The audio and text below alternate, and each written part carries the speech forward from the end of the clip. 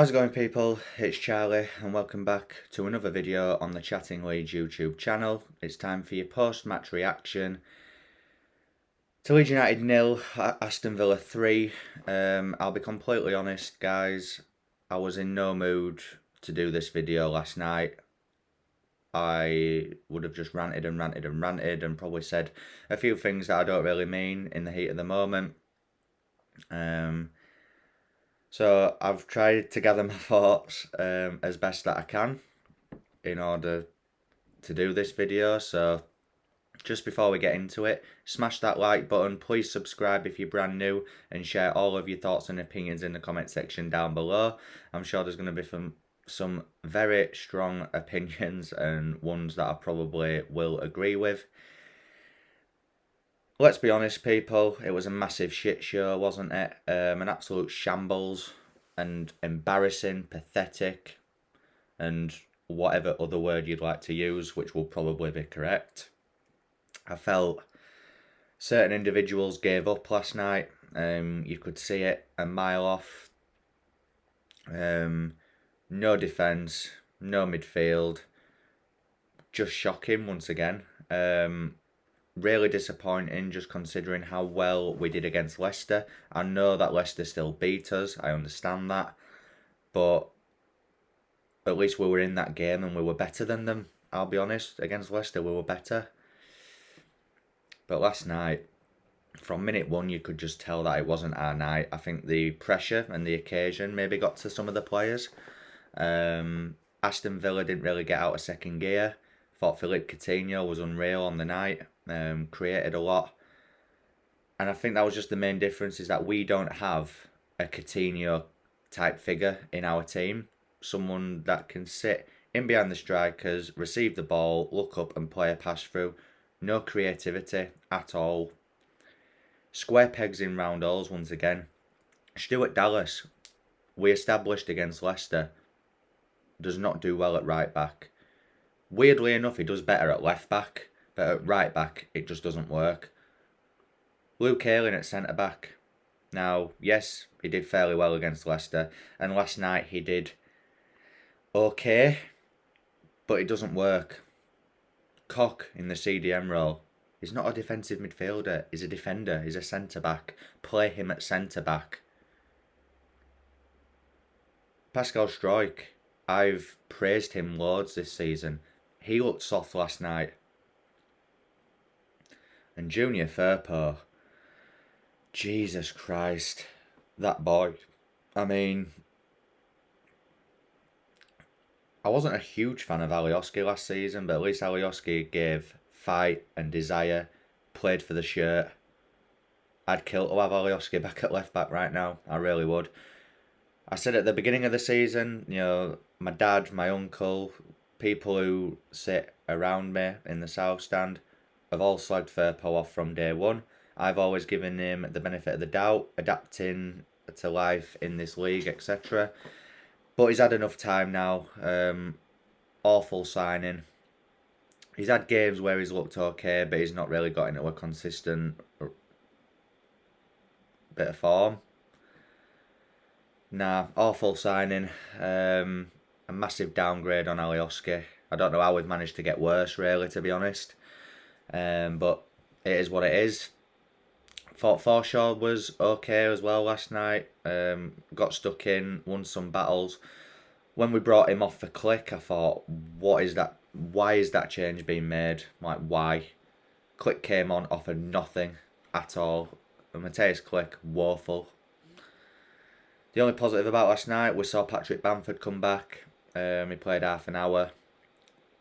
Can't really put it down to him or Gelart either. They both didn't do much, but that wasn't their fault. It was the lack of service, the lack of good balls into the box, good balls into feet. Even just simple 5-10 yard passes were just not coming off.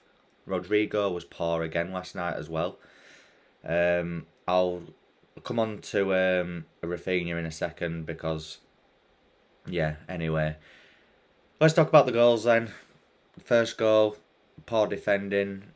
Matty Cash has got all the time in the world to pick out Phil Coutinho. When I've actually watched it back, Melier would have made that save if Strike hadn't have, tried to intercept it. Comes off Strike's leg and goes in, and it's 1-0 to Villa. And I think at that point, our players' edge just went. It's as simple as that. A goal down in the first half, their heads go. We were the home side. We should have been on the front foot, crowd behind us. And yeah, to be fair, the crowd was good until that Villa goal went in. And then, I'll be honest, it turned into the most toxic atmosphere that I've known at Ellen Road in a very, very long time. And it wasn't good to see. It just isn't good to see. Some of the language, some of the things that were getting said. I think chanting Marcelo Bielsa's name, my personal opinion on that is, look, I get it. Certain sections of the fan base did not agree with that decision, but it's been made now. And as soon as we went 1 goal down, they were singing Marcelo Bielsa's name. Now, for the players and for Jesse Marsch, that can't have been nice to hear. I heard people say that the players let Bielsa down, and elements of that I can agree with. But then, look, I was never Bielsa out. Never. I wanted him to change his tactics and adapt in certain fixtures, but he was never going to do that, so a change was needed. But that last night was not Jesse Marsch's fault. He's been in charge for 2 games. We need to give him a break. People having a go at Marsch, they need their head testing, in all fairness. You can't put it down to Bielsa, you can't put it down to Marsch. It's the players at the end of the day. They've lost their heads, a few of them. It's as simple as that. The board are massively at fault as well. We've had some shocking transfer windows. I understand Bielsa wanting a small squad and stuff like that. And for me, my opinion on the January window is that if our board had have gone over Bielsa's head and brought players in that I didn't want, he'd have walked anyway. So I think it was Bielsa turning down the players. It's probably a bit of both, but I thought Angus Kinnear's comments about the January window, obviously that we're going to use the youth and all this shit. No, I'm sorry. That was a load of bollocks. We needed depth. We didn't bring any depth in, and we're seeing the results of that now. Certain individuals in this team should not be starting for Leeds United. It's as simple as that.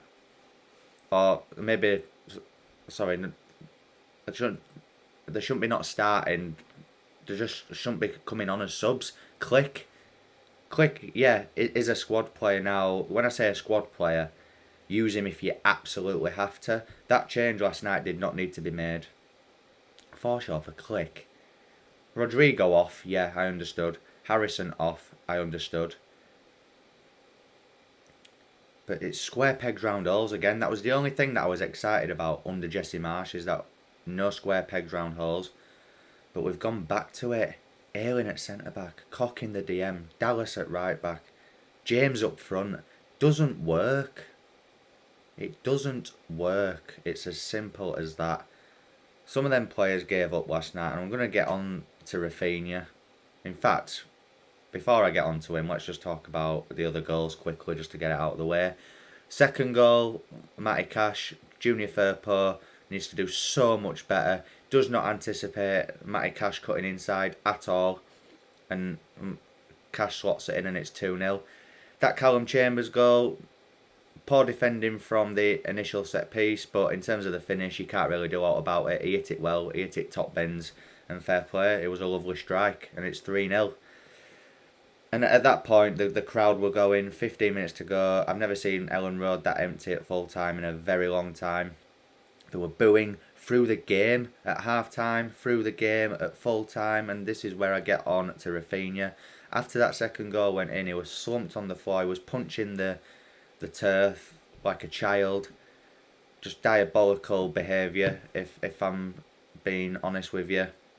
And then at full time, obviously the crowd were booing. He didn't shake a Villa player's hand, he didn't clap any of the fans, he didn't at least, high five his teammates, or at least speak to any of his teammates. He just walked straight off in a strop, and he looked at the south stand as he was walking off, and then just walked down the tunnel. Disgraceful behaviour. His head's gone for me. His head's somewhere else. He knows he's leaving at end of the season if we stay up or not. So if he has that attitude, then he can go into summer for me, because we need players that are 100% committed. He is a world-class player, and fair enough, last night did not go our way. The last few weeks have not gone our way. But he needs to try. He is probably our only match winner in that team at the minute, and he's not doing anything. Yes, you can say the service isn't coming into him, but even when he's got the ball, he's not doing anything with it. Pointless balls upfield that are not working. Shots that are not working. Shooting when he should pass and passing when he should shoot.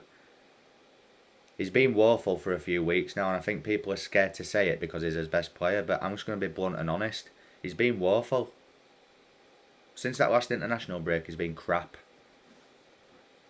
The only good game that he's had of late is that West Ham game away, where he played out of his skin. We need that Rafinha. Not last night's Rafinha, who's in a strop walking off at full time. And you know, everyone in South Stand around me was saying, you know, you're a disgrace, you know. And it's right. You shouldn't be. You at least clap the fans that have had the decency to stick about, i.e. me and every other fan that did. I stayed till full time because I always at least clap the players, because you have to get behind them, otherwise just what's the point? Yes, I was frustrated, very frustrated, but Rafinha just showed where his head's at last night for me, and I wouldn't be that disappointed if he doesn't start against Norwich, in all honesty. But yeah, Norwich is a big one. It's a huge fixture for Leeds United. If we don't win that, we are screwed.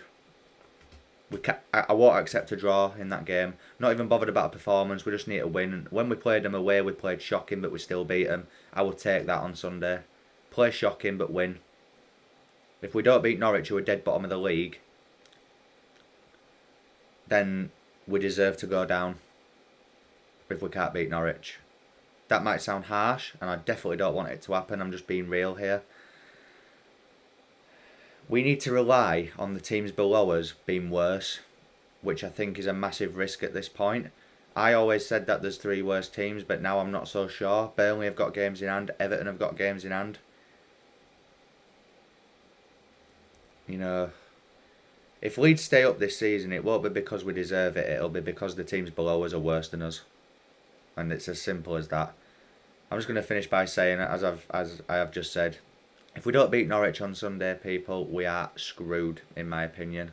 So yeah, I'm sorry that this has been really negative and a bit of a rant, but I'm just saying it how it is at the minute, guys. So if you've enjoyed this, if you've enjoyed it as much as you can, smash that like button. Please subscribe if you're brand new, and as I said, share all of your thoughts and opinions in the comment section down below, and I'll see you in my next upload, which will probably be my pre-match thoughts ahead of the Norwich game tomorrow night. So I'll see you in that one. See you in a bit.